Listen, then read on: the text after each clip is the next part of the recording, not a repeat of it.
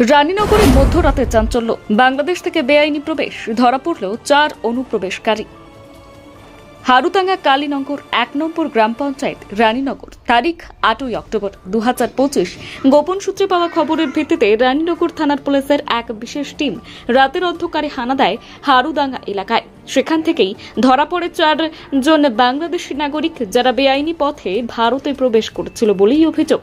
ধৃতদের পরিচয় মোহাম্মদ তারিকুল ইসলাম, বয়স 30 বছর, পিতা জালাল উদ্দিন, মোহাম্মদ জসিম উদ্দিন, বয়স 29 বছর, পিতা হাসান আলী, মোহাম্মদ নূর ইসলাম, বয়স 36 বছর, পিতা নওসাদ আলী, মোহাম্মদ রবিউল ইসলাম, পিতা নওসাদ আলী। সকলেই রাজশাহী জেলার গোদাগাড়ি থানার সাহারাগাছি গ্রামের বাসিন্দা। বেআইনি অনুপ্রবেশের অভিযোগে রানীনগর থানায় মামলা রুজু হয়েছে আজ, অর্থাৎ 9ই অক্টোবর 2025। ধৃতদের লালবাগ আদালতে তোলা হয়েছে। পুলিশের পক্ষ থেকে জানা গিয়েছে, এই ঘটনার সঙ্গে আন্তর্জাতিক অনুপ্রবেশ চক্র যুক্ত কিনা তা খতিয়ে দেখা হচ্ছে।